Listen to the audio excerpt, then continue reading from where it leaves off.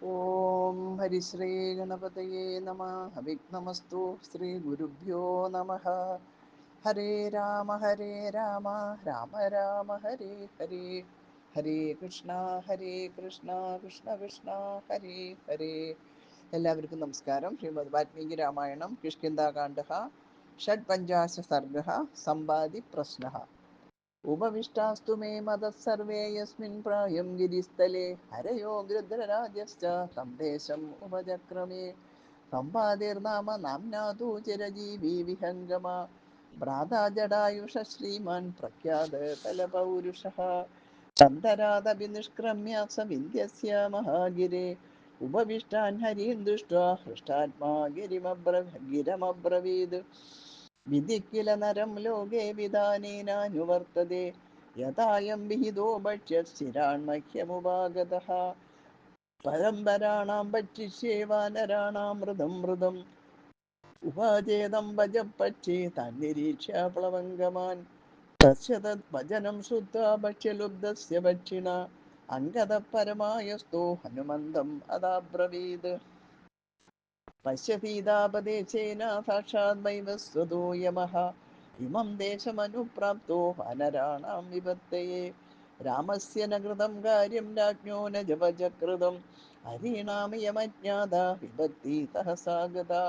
वैदेह्या प्रियकामेन कृतं कर्म जडायुषा गृध्रराज्येन यत्तत्र श्रुतं वस्तदशेषदा. तथा सर्वाणि भूतानि तिर्यज्ञो निगतान्यपि प्रियं कुर्वन्ति रामस्य त्यक्त्वा प्राणान्यथा वयम्. अन्योन्यम् उपकुर्वन्ति स्नेहकारुण्ययन्त्रिताः तेन तस्योपकारार्थं त्यजदात्मानमात्मना. प्रियं कृतं हि रामस्य धर्मज्ञेन जडायुषा राघवार्थे परिश्रान्ता भयं संत्यक्तजीविताः. कान्ताराणि प्रपन्नास्मान् च पश्याम मैथिलीं स सुखीग्रधराजस्तु रावणेनाहदूरणे. मुक्तश्च सुग्रीवभयाद्गतश्च परमां गतिं जटायुषो विनाशेन राज्ञो दशरथस्य च हरणेन च वैदेह्य संशयं हरयो गताः.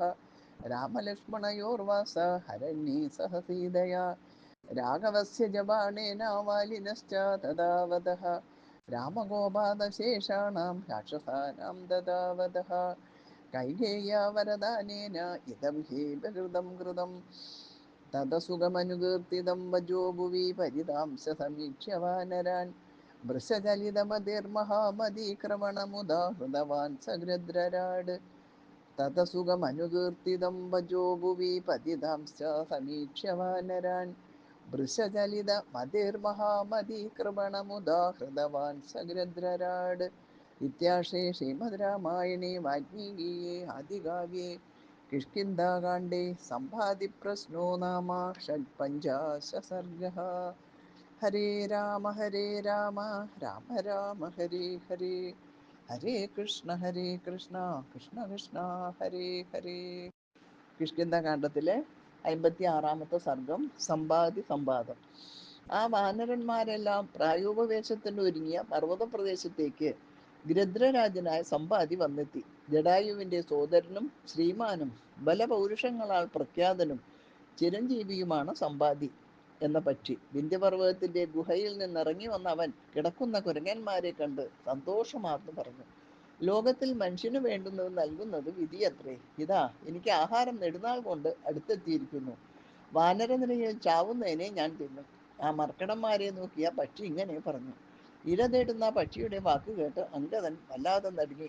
ഹനുമാനോട് പറഞ്ഞു: നോക്കൂ, സീത എന്ന വ്യാജേന സാക്ഷാൽ വൈവസ്വതൻ യമൻ വാനരരൂപത്തിനായി ഇവിടെ വന്നു ചേർന്നിരിക്കുന്നു. രാമന്റെ കാര്യം നേടിയില്ല, രാജ്യാജ്ഞ സാധിച്ചില്ല. വാനരന്മാർക്ക് അജ്ഞാതമായി ഈ ആപത്ത് പെട്ടെന്ന് വന്നുപെട്ടിരിക്കുന്നു. സീതയുടെ പ്രീതിക്ക് വേണ്ടി ഗൃധ്രരാജനായ ജടായു ചെയ്തതൊക്കെ നിങ്ങൾ കേട്ടിട്ടുണ്ടല്ലോ.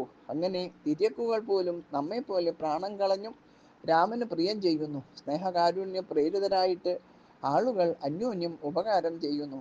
ആകയാൽ ധർമ്മജ്ഞനായ ജടായു രാമനു വേണ്ടി ചെയ്ത ആത്മത്യാഗത്താൽ രാമന് പ്രിയം ചെയ്തു. രാമനു വേണ്ടി വലഞ്ഞ് പ്രാണം കളഞ്ഞ് നാം കാട്ടിലെത്തി. സീതയെ കണ്ടതുമില്ല.